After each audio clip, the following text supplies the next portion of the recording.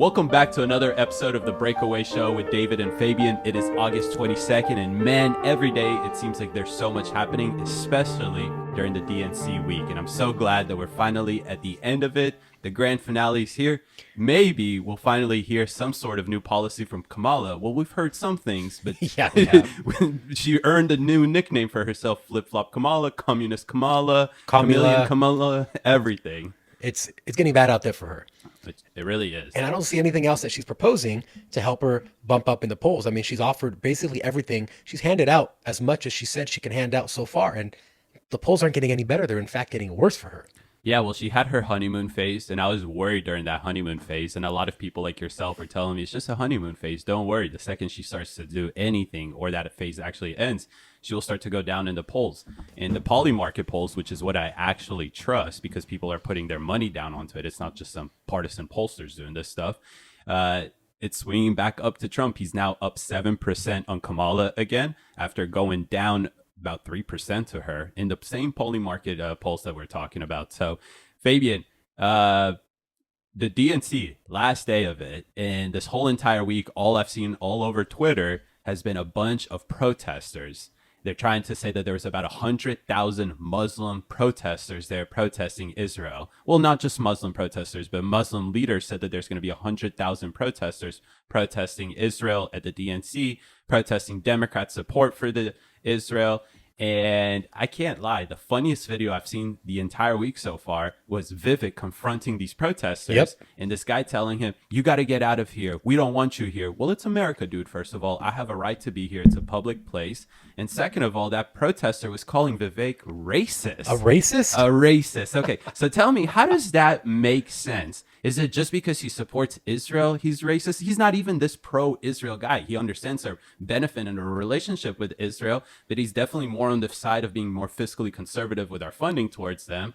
But to call Vivek racist? Against who, though? Did he say racist against who? No. Okay, it's just a blanket term racist. Blanket term like the left likes to engage in. They like these buzzwords: genocide, apartheid, white supremacist, racist, Zionist, all this stuff. We should make a leftist buzzword bingo sheet. And if you hear the sheet, you have to do something like hierarchy, patriarchy, cis non-conforming, blah, blah, blah, blah, blah. How many genders are, like, all this stuff. It needs to be put into a bingo card so you can check them off and say, oh, look, they're being good little leftists and checking off all the boxes.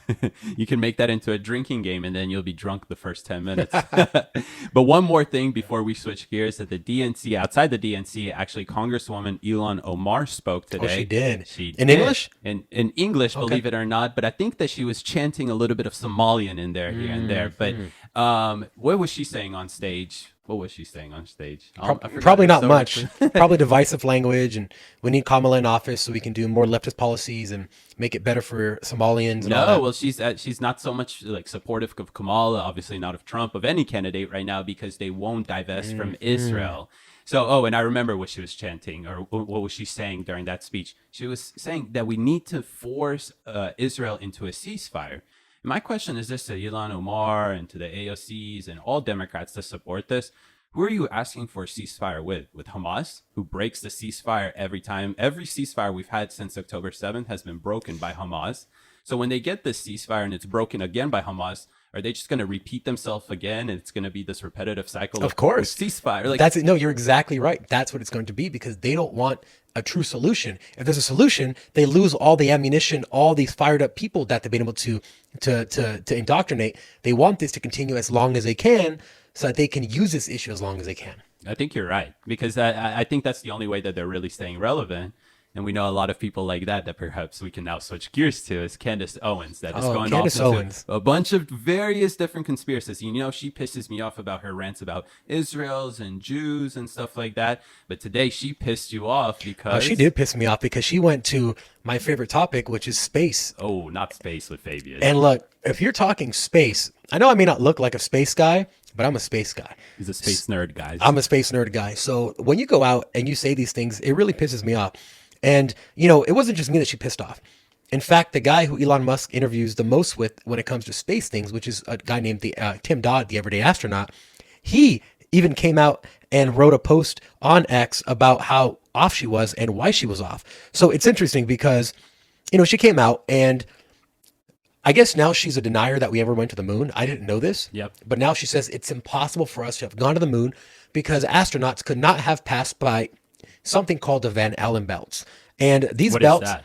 so the Van Allen belts are just it's a belt around the Earth of radioactive particles that comes from the sun, right? We have magnetism in the Earth, and they get wrapped around the Earth into this little donut-looking thing around the Earth, right? Oh, I've seen this on pictures before. It's like little asteroids, rocks looking things around the Earth, right? Yes, Got it. those would be the Van Allen belts, and then farther out you have the actual asteroid belt and a bunch of stuff, but that's over by Jupiter.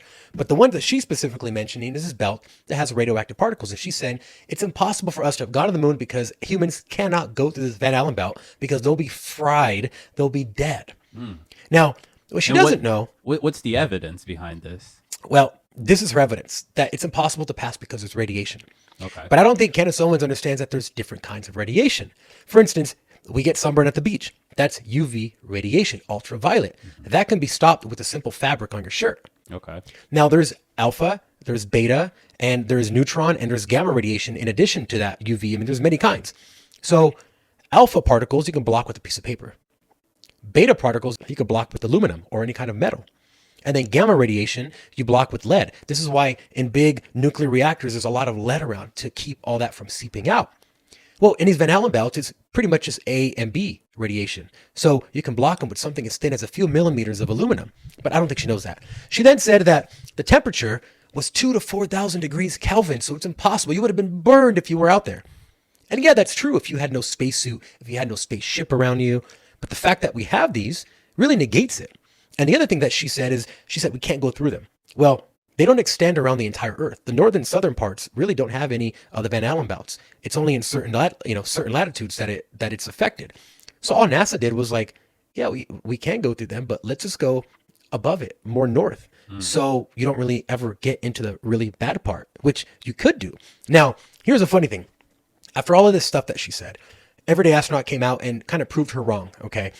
But now Polaris Dawn, which is a SpaceX mission that's going to go to space and do the first spacewalk of humans in a very, very long time, and the first private commercial spacewalk not funded by governments or not of a government entity, they're going to pass through the Van Allen belts. They're actually going to be in the Van Allen belts. So what you're going to say in a week when they start walking outside of the Dragon spacecraft is you're going to say that SpaceX is faking it too? You know what she's actually going to say? She's not going to say anything because she's not going to mention it. And she's going to not ever go back to the fact that she brought this ever up, that the moon landing was fake and whatnot. I almost feel like this is something that people like Candace tend to do to stay relevant.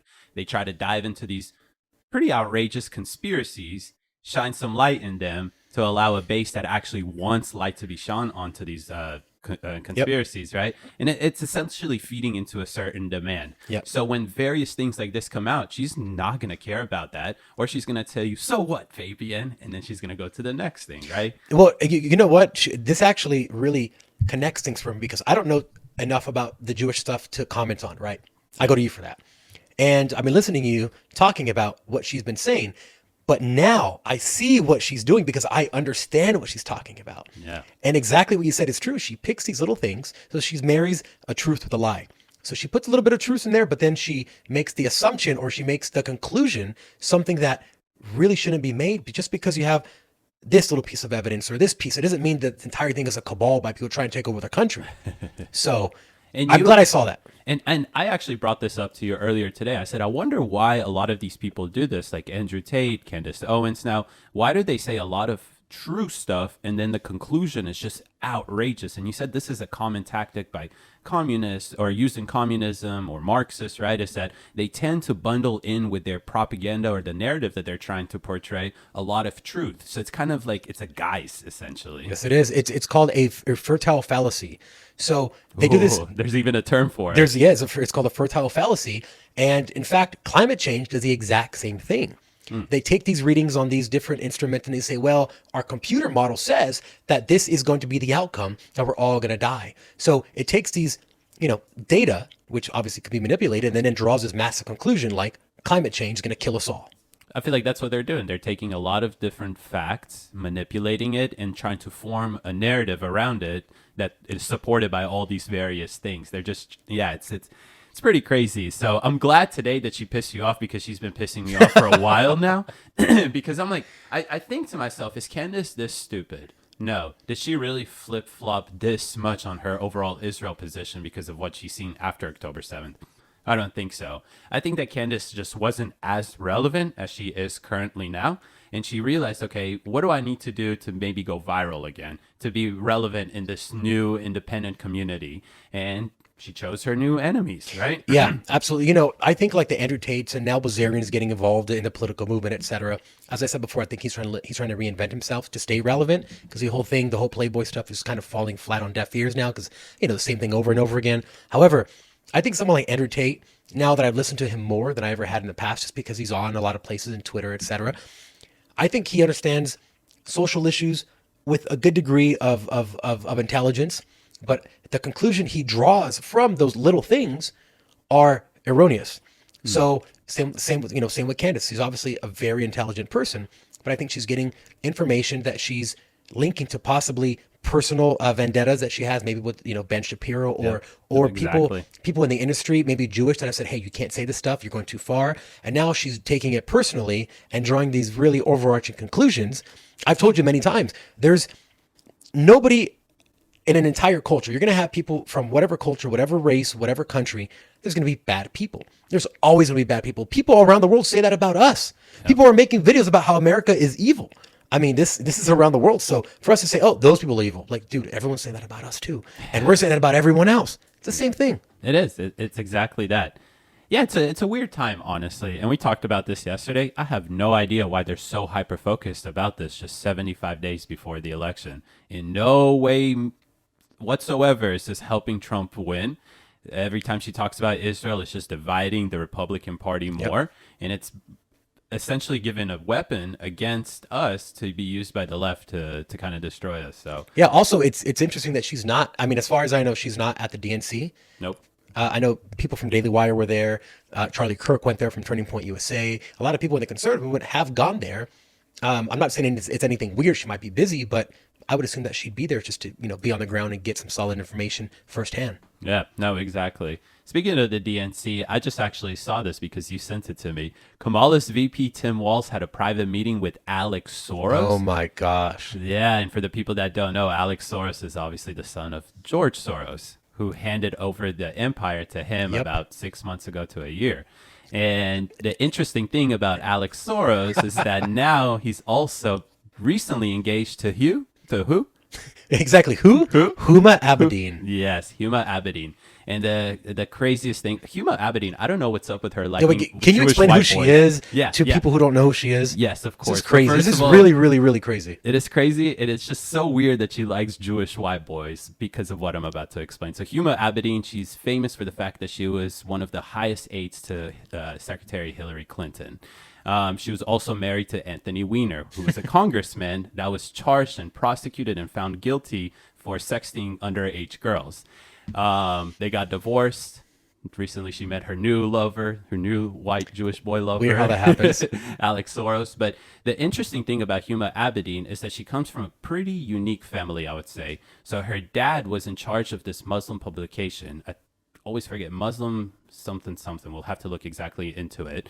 And that publication was actually sympathetic to Islamic fundamentalism. Go figure, right? Especially what is that very radical Muslim organization? The Muslim Brotherhood? Muslim Brotherhood, thank you. So he passed away. And the mother took over the publication, and Huma was one of the senior editors of the publication. Wow. Right? So and the reason why there's actually connections to the Muslim Brotherhood is because a lot of the people who funded the publication are predominant leaders in the Muslim Brotherhood organization, in the Muslim World League as well, which is another overarching, essentially, organization of the Muslim Brotherhood.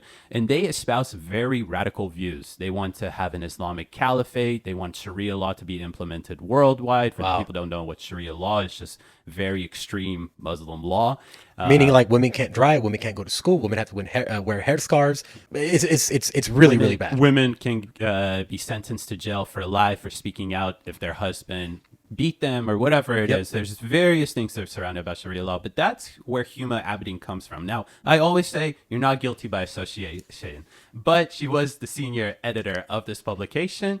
And I'm not saying by any means that she has any ties to the Muslim Brotherhood, but what are we seeing play out in front of us? You have Huma Abedin, now the fiance of Alex Soros, who is the son of George Soros, who loves destabilization, funding these radical leftist groups, whether they are pro-Hamazi groups or whatever it is. The encampments that we saw, he was funding student leaders to organize that, $5,000, just 8 hours of their work, right? Wow. Sign me up. Right? Sign me up, right? So now we got Alex Soros in charge of this huge empire, in charge of so much money, married to Huma Abedin, who seems to be a sympathizer of the Muslim world, of the radical Muslim world. And they are meeting with who? None other than Tim Walz. Mr. Commie, Tim Walz, who has been in China over 30 times, who had his honeymoon on the anniversary of the Tiananmen Square massacre, or who got married, on the anniversary. This is just weird all around. And, one thing that I think is really interesting, David, is that in the media right now, you're hearing a lot of stuff about Jewish people, the Jews, blah, blah, blah. You don't hear anything about the Muslim Brotherhood. Anything. They've done a very good job at making it the third rail of, I guess, politics now, I guess you could say, where you never hear about it whatsoever. But they say 100,000 people are going to show up, or showed up to the DNC, organized by Muslim leaders. Mm-hmm. That's really interesting for people to think about. You know what it is? Actually, it's their mission, because they understand that they will overpopulate us, because Muslim is the fastest growing religion that there is. They believe that there will be more than 50% of people who practice any religion will be Muslims by 2040 or whatever it is. So they understand who their enemy is. It's not just Jews, but it's also Christians. And what is the best way that you can fight both religions at once? You make them destroy each other. Exactly. This is actually the letter that I posted. I forget I think it's like Messier or something like that. He was a 33 degree Mason. And this is before the World Wars. He released a letter basically summing up. He said there has to be 3 world wars. And he laid out exactly how things were going to go. And he basically said the last one is going to pit all religions against each other and let them destroy each other. You're talking about the Albert Pike letters. Albert Pike letter. Yeah. I'm sorry. He wrote it to a guy named Messiaen or something like correct. that. And he wrote this in the 1860s, right? He said, this is how I believe any world wars will occur. And he exactly explained how World War I will occur and start over what.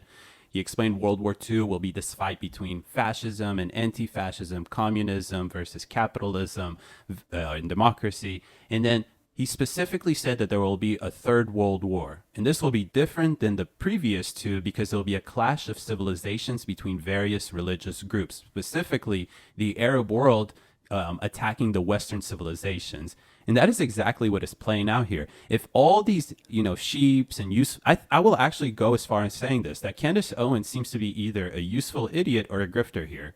Because if she actually believes in this, she is a useful idiot. Once she ushers in this massive power of Islam, essentially, they're going to target her immediately. Absolutely, because right? She's not one of them. And she just converted to Catholicism.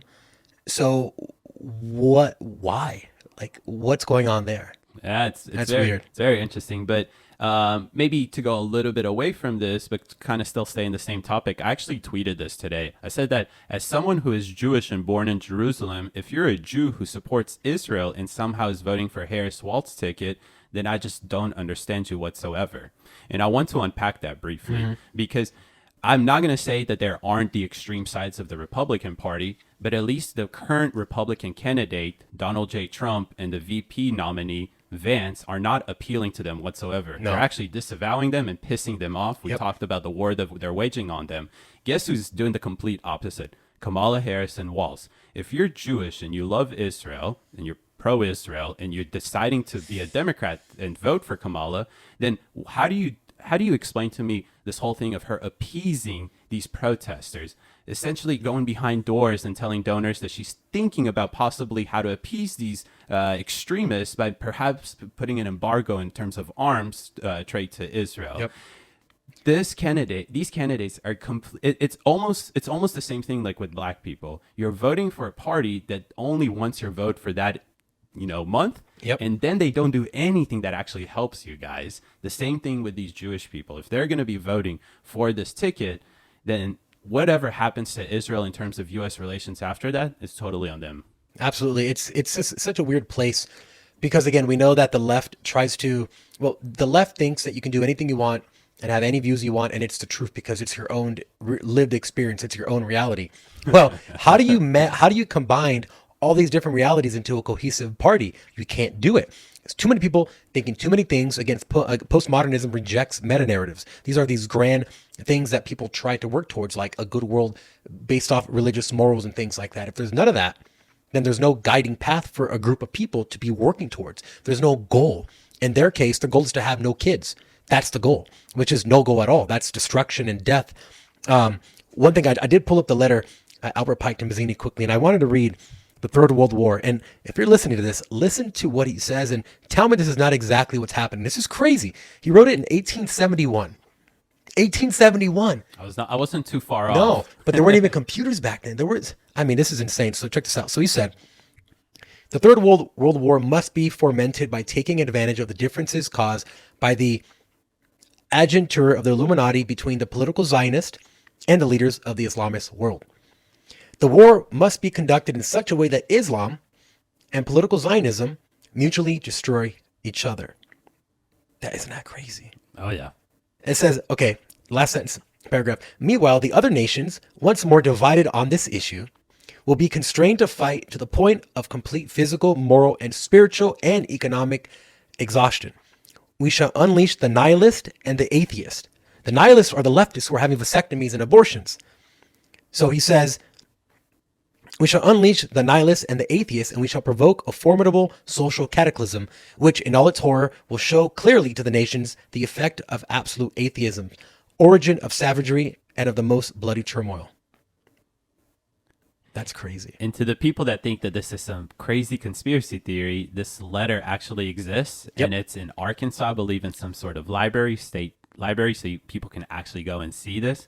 But in that letter, Fabian, there was also him mentioning World War I and World War II, Yep. like accurately, right? And again, just for the people that didn't hear this, it was in 1871 that he wrote this. So he predicted World War I being an industrial war, World War II being this, battle between big powers in terms of who will control the world Yep. and whatnot, right? And then the third world would be more of a religious war. war. And we are living through this, right? And not just a religious war, but also a religious war that would force the entire all other countries to be divisive over this issue, which would impact them and destroy them in the long run as well. Absolutely, because they hate religion. Yeah.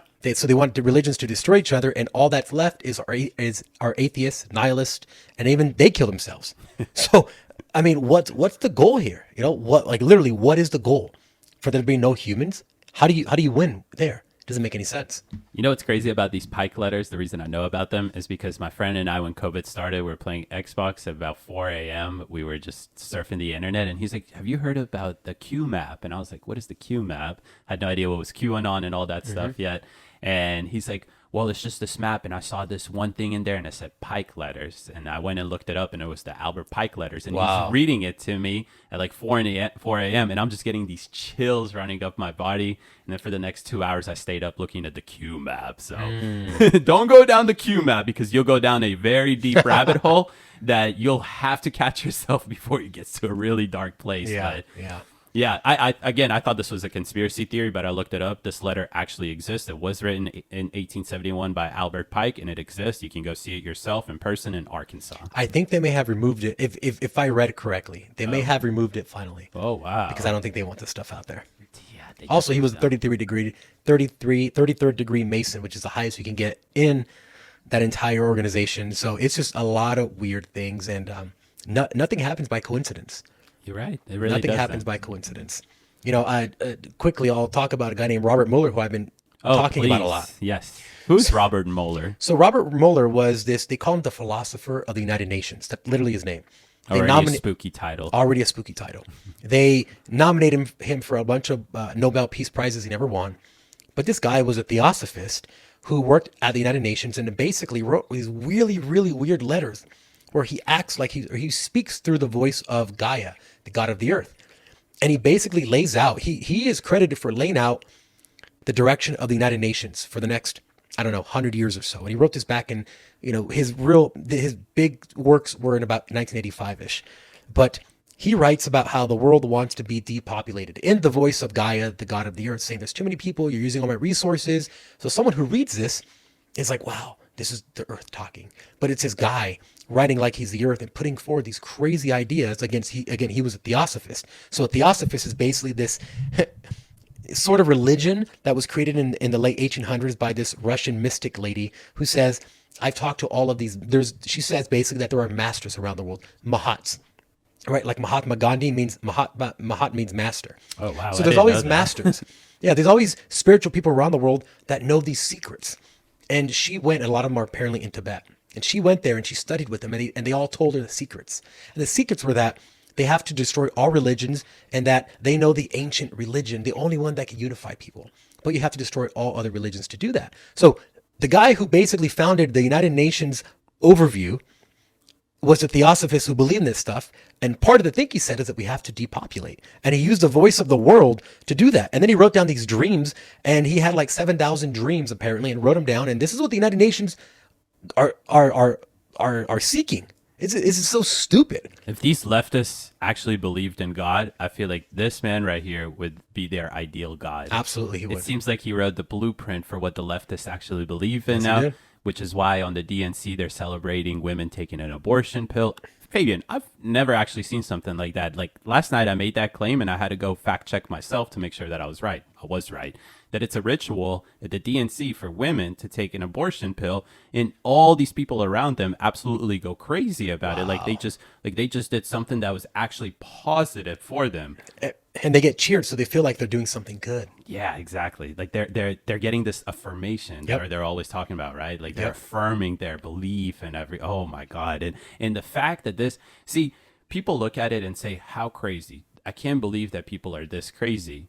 But Fabian, yourself, you study this stuff and you actually look at what is the ideology behind this? And every time you tell me this and I say, wow, this isn't just by chance. This isn't new stuff. This is actually it almost feels like it's on purpose, right? Absolutely. It was created, and now they're pushing this idea on them with this ideology attached Yeah, to it. yeah. If you go deep enough, if you're listening to this, you're going to end up at Gnosticism and Hermeticism, which are these, and I won't get into it, but it's just really, really creepy, like not even satanic, yes, satanic ideas of the world. They believe that the world that we live in is actually not the world created by God, that God is somewhere else, and the world that was created by Satan, and that we have to basically destroy everything to get to God. It's really, really weird.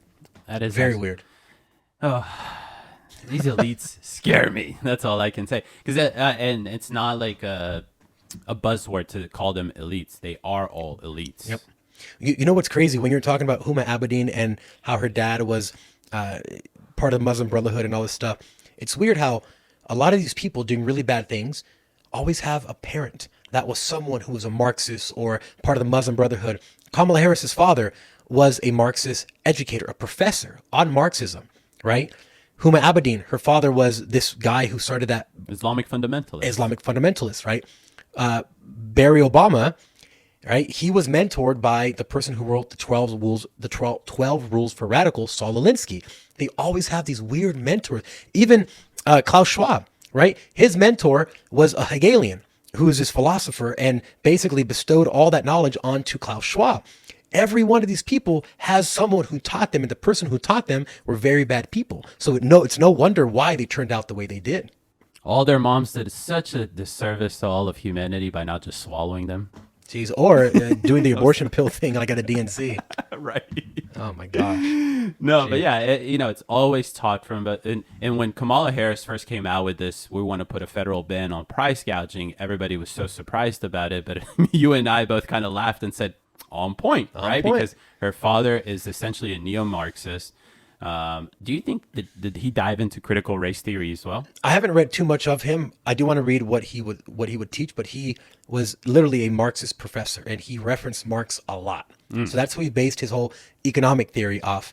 And then you look at someone like Cloward Piven, the Cloward Piven strategy, which we well know means oversaturate the welfare system so it collapses and no one has anything, and then the people with nothing will demand a revolution, a socialist revolution. So all of these people are doing the exact same thing. They're just So one does it over here, one does it over here, and then they all combine to create the super Marxist.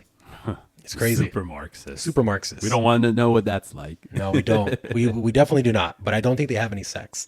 Yeah, exactly. That's the best thing, right? Is that Thank they're God. in line, right? Currently, right now, they're in line at the DNC waiting for a vasectomy. So And they're happy about it. they're really happy about it. Oh my gosh. It's typically a person gets a vasectomy after they've had so many kids that they don't want anymore.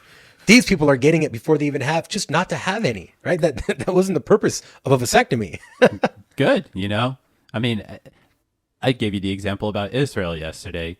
All they're doing is just impacting their own movement and ideology, right? Because they're not going to be able to be represented in Congress if there's not too many of them because they're not populating, right? And guess who is populating? Religious people, conservatives, right? Progressives are the ones that are anti-family right now. Yep. So, Oh, actually, I just learned this. I think you told me, and I think the number's correct. Correct me if I'm wrong. I think you said there's around 10 million Jewish people in the whole world or something like that. there's 15 million in the whole world. 15 million.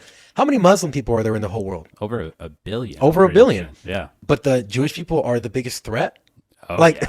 what percentage is 15 million of like 1.5 billion? Well, Fabian, it's because they're overly represented in media companies and pharmaceutical companies. Maybe it's because Ashkenazi IQ is about 15 points higher than the average IQ. So they take these positions that use their mind more. Correct. And Asians do this as well. Asians do it as well. Indians do this as well. Indians. White people do this as well. There just so happens to be still a super majority of Americans who are white. So that's why it may seem like they're not as represented in these successful places. But yeah, I always go back to this thing of like, it's such a ridiculous claim to say that Jews control everything. And that's why everything is so bad in the world. It's the same thing that Hitler would propagate to his people. And it is the exact same thing that leftists have accused white people of for, I don't know, the last 10, 15 years that I've been paying attention.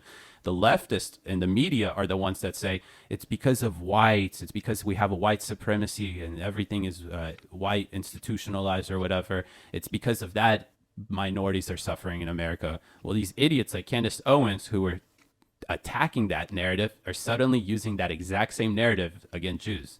Just replace white with Jews and they sound exactly like the leftists did, right? All of a sudden, instead of whites controlling everything and that's why everything is bad to minorities, it's because Jews control everything and that's why it's bad for minorities. I really hope that Candace Owens is doing all this. I'll say it in an honest way. I don't know how else to say it, right? I hope that she's really doing it because she thinks she's doing the right thing. I really hope it's not that she's getting money from, I don't know, let's just say like the Muslim Brotherhood or just any organization that has ulterior motives. I don't know her finances. I don't know what. I'm sure she's making a lot of money. I know she has subscriptions, YouTube channels and stuff like that. So I don't know what it is, but I wish I could know. And I think the further that, the further along we get in time, the more we'll be exposed to what the real things are or what's the real motivation behind it.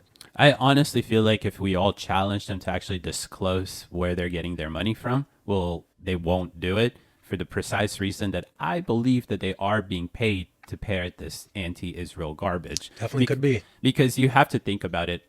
A lot of them also support Putin for some reason. It's not that they're like anti-Ukraine, which is a fine position to have, but it's weird to be pro-Putin as a conservative because everything that Putin implements in Russia completely goes against the very own conservative values that we fight for here in America. Whether like it's freedom. Freedom, right? Fair elections, for example. They don't have fair elections. No, they do not. They don't have an actual opposition there. They lock up their opposition and kill their opposition. That sounds a lot of what we're fighting here in America. We're fighting against censorship and the right for freedom of speech. In Russia, they don't have freedom of speech. Whatever you may think of the war, you should be able to at least protest your government. But in Russia, if you mention the word war, you'll be put in jail for 15 years right away. Absolutely. You can donate money as an American citizen to Ukraine, travel to America, and then end up in jail for 10 years because you're abetting an enemy. Yeah. That is what conservatives suddenly found themselves supporting, and it's absolutely crazy. One thing that Putin has done very, very well, and he's an incredibly smart person. There's no doubt about that. No doubt whatsoever. No doubt. He has really used this leftist, the growth of this leftism to really counterbalance that and saying Russia is a Christian nation. We don't do this leftist stuff. We're anti-LGBTQ. He's a powerful leader. So I can see why some people are like, yeah, let's point to Putin as maybe a good guy or maybe a guy who does good things, but he's not. and he doesn't do good things for his people. But if you're looking at it from 1,000-mile view away, like let's say we're here in America, we see these things happen. We see Russia's at war, but you don't really see too much about actual Russia, right? About the people who lived in Russia, maybe just Moscow, St. Petersburg, but not like Vladivostok and all these places. You don't ever see that. So if that's all you're getting, he's doing a very good job at making his media only showing the good things about it. Thank you for sticking around for so long. If you've made it to the end, we really appreciate you. Please share this with your friends. Thank you for watching and tune in for tomorrow's episode.